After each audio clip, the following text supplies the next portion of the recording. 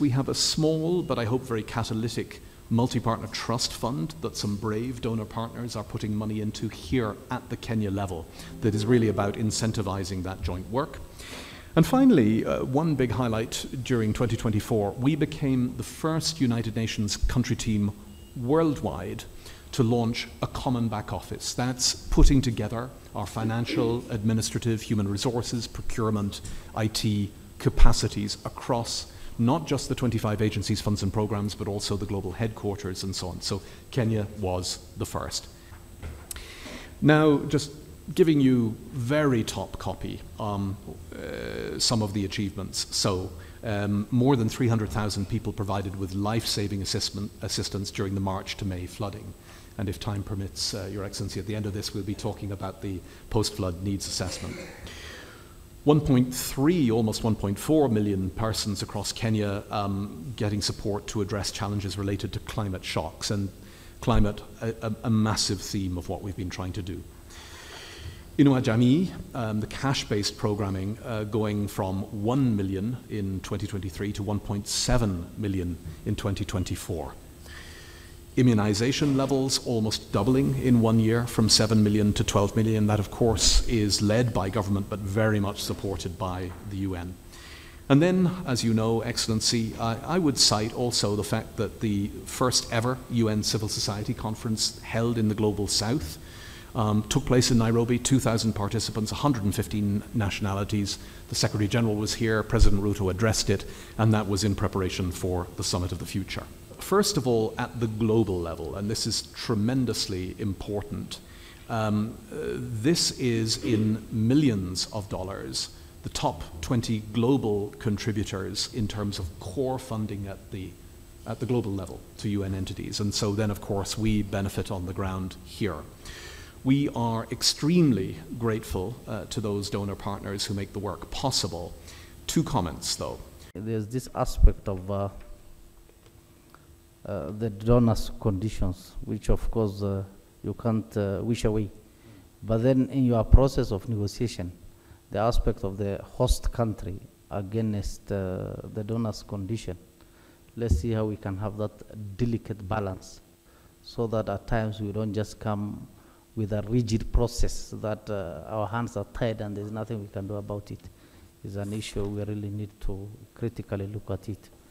And finally, I really liked Bona PCS, this aspect of this whole government approach. Similarly, like the way we are doing, if the UN has really come up with the same system, I think that will reduce cost, improve coordination, efficiency, and we will be in a position, all of us, to read from the same script. And lastly, if we can get a detailed report of this for the PCS and for my office also, because it is now not fully detailed. Counties are not mentioned in some of the interventions you are undertaking. At least a report of the same, so that we can always check and avoid duplication when we receive other stakeholders and partners on the same. Thank you. There are 2 issues that we are grappling with. One is cost in terms of the financial implications, and then the other is cost in terms of time, the lead time between formulating something and implementing. And that, of course, feeds into the political boiler room, depending on how you manage it. So we really need some urgent intervention here, I can tell you that.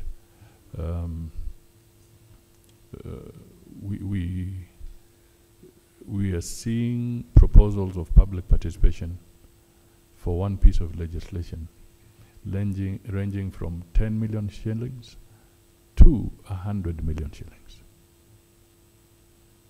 It's not tenable. It cannot work. If you talk of how many roads would you do? How many water projects would you do? that have the direct impact on the people. How much medicine can we provide in public institutions? So this is a constitutional issue, but we need to rationalize it without undermining the whole aspect of the constitution. So I definitely need to put it to you that we need your help on this one, so that we can have a common understanding and also help get the public understand that we are not taking away a constitutional right, but we are trying to rationalize and make it more cost effective, but very impactful. That is really the gist behind this. So your input is going to be very, very important. I got a proposal, I saw it, to do the public participation for one bill, for this particular bill, is one of those that is coming close to 100 million. You know, so everybody is putting an array. How many ads are we going to put? Billboards, what have you? I mean, what are we doing to the Kenyan people on something like this?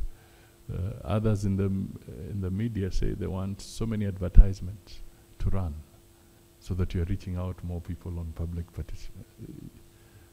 It's not adding up. It's not adding up, and therefore it's essential that we tackle this. And yet, a lot of good things get lost if, for a technical reason, somebody says there was no public participation. A whole piece of legislation is lost, and you're taken several years back. So we will need your intervention, and even in your own programs, as our development partners, you can help us enforce this by looking critically at the budgets for your programs, the component that deals with stakeholder engagement and public participation. I strongly recommend that you look at it critically, because that's an area where we can have some savings, bearing in mind the ODA is declining. So we can all work together and come to some understanding. Other thing that I think we may have to look at is for all of us to also explain the impact of this declining ODA to the citizens.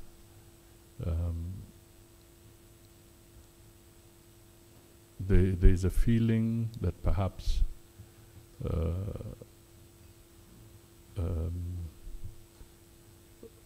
we may not be communicating. I was looking at an article somewhere where they said that Kenya is losing 7.8% of its GDP to corruption. And then I said, wait a minute. I know corruption is a problem, but if our GDP is at 5.2%, 5.1%, how can somebody actually put in a document that Kenya is losing 7.8% of its GDP to corruption? I mean, what mathematics is that? You're actually telling us that the informal, the panya routes are bigger than the Kenyan economy. Is that really credible to see that kind of statistic? So there are a lot of things that are flying out there, and they are misleading the people and generating emotions. But we could do a lot by giving the right facts, factual information, to help in Kenyans like politics, but sometimes they drive it beyond. I'll tell you a lighter one. I came across, I'll come back to the issue here, but I just came across an interesting, there was a politician, I think somewhere in Nyandarua. He may be unhappy about the government, but in a church, he started saying that, did you see that the candles, when the Pope's, at Pope's funeral, when the candles were being moved, the President of Kenya was given a candle and then it went off. Now, I was there physically. It was in broad daylight. No candles were issued or given to anybody. And unfortunately, this MP was speaking in a Catholic church. And the priests could not tell him that you're lying. So our ability to consume lies is becoming quite an interesting challenge. But so I just wanted to bring this so that the good effort that is here, in the light of the unfolding circumstances, let's also devise some good ways of communicating. Yeah, to see how again we can work together, just to help in bringing out some of these issues properly.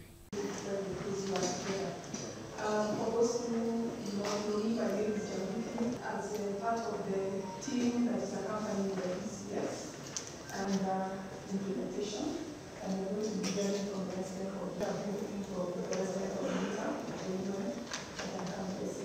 on what is going on. And we also have an opportunity to clarifications, including the way forward request for purposes of the PCS loan, starting with the PS government of Kenya, and then I will hand over to pleasure and an honor to be with you again. We did this exercise for the first. Good morning, PCS. My name is Charles Kwemoy.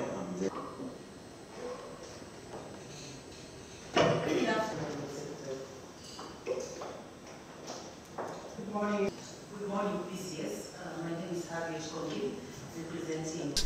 Stands ready going forward to provide that support in the new formation. Counties, I think that's a very good idea because we as UNICEF every year by year. So I think we can be possibly RC, and we want to appreciate that we've plugged ourselves into the CUSP. I think we're good, excellent.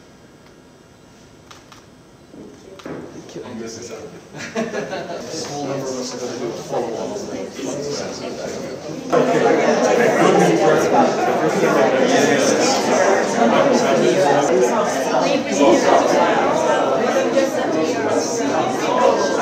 Is as an advocacy tool. Whether it's going as 80 million, 180 million shares, what the damage was, how much it cost, and also the economic. Absolutely. Really good.